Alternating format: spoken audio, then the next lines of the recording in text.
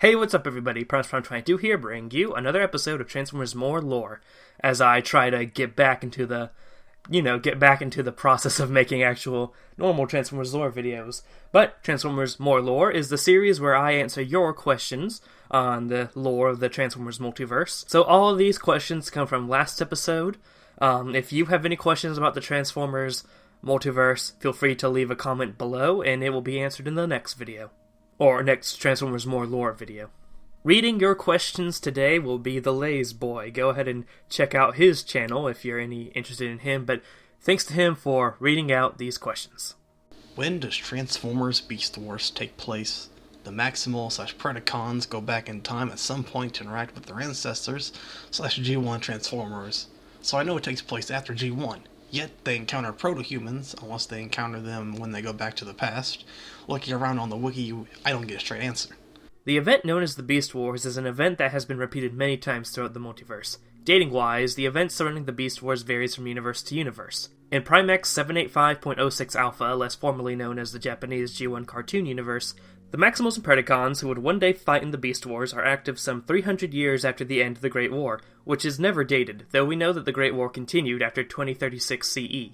They traveled back in time to 3 MYA. The Beast Wars itself is fought in 3 MYA until the ultimate defeat of the Predacon Megatron, and the Maximal forces return to Cybertron of their time period. In Primex 984.17 Alpha, less formally known as the US G1 cartoon universe, the Maximals and Predacons who would one day fight in the Beast Wars are active in the year 315 AU, or 2320 CE.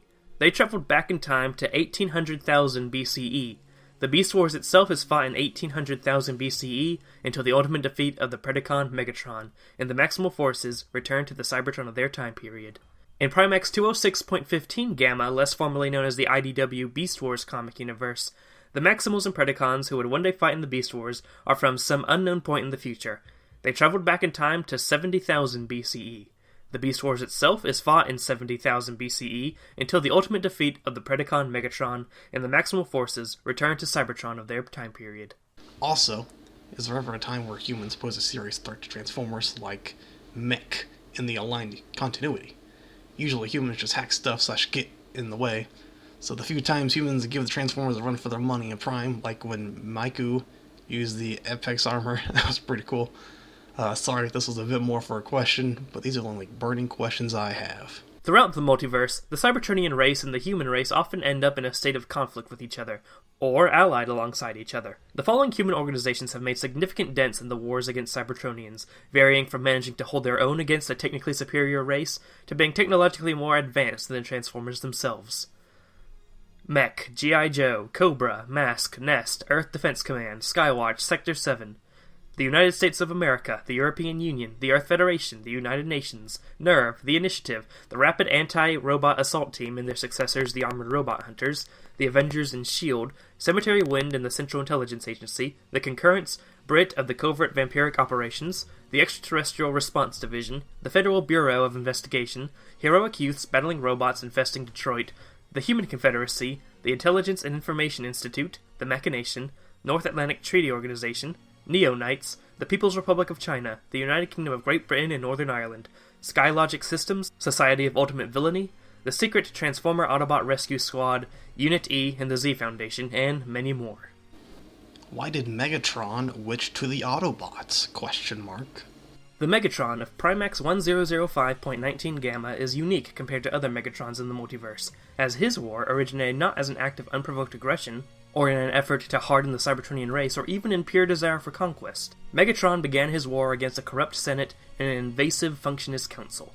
Originally a gentle, non-violent poet before the war, it was not in Megatron's nature to be a tyrant, and so he began his war against the Senate. However, Megatron was psychologically weak, and the strenuous activity of the war had caught himself up in the violence, committing atrocities that would often be out of character.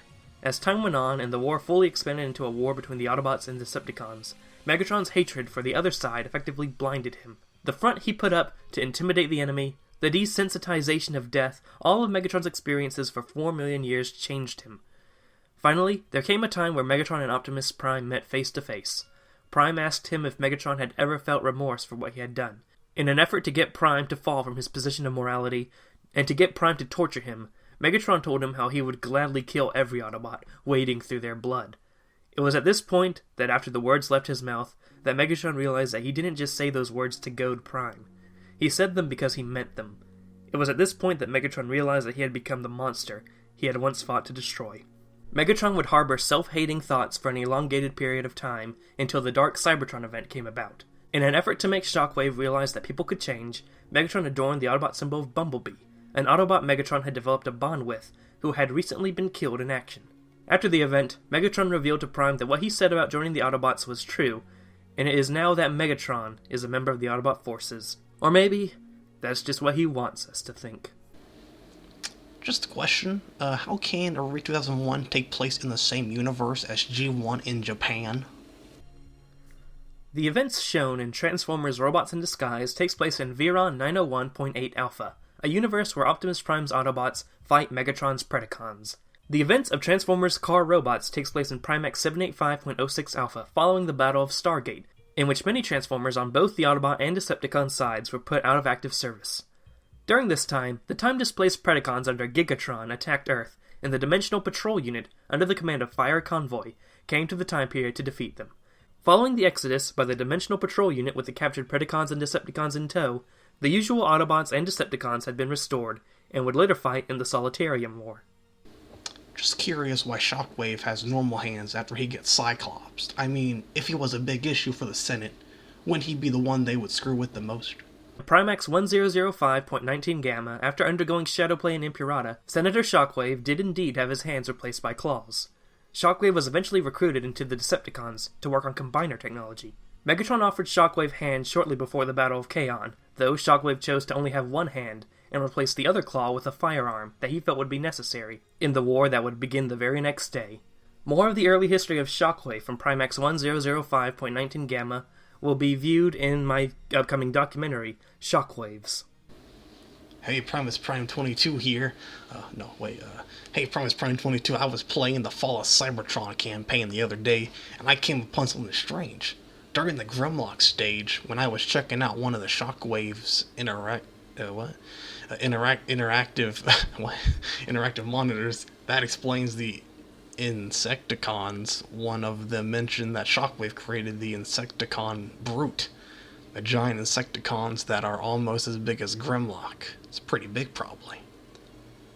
But how can that be if their Insecticon Brutes present during the Sideswipe stage of Rise of the Dark Spark, which takes place before Fall of Cybertron? P.S. Sorry for the long comment, and another great video, by the way.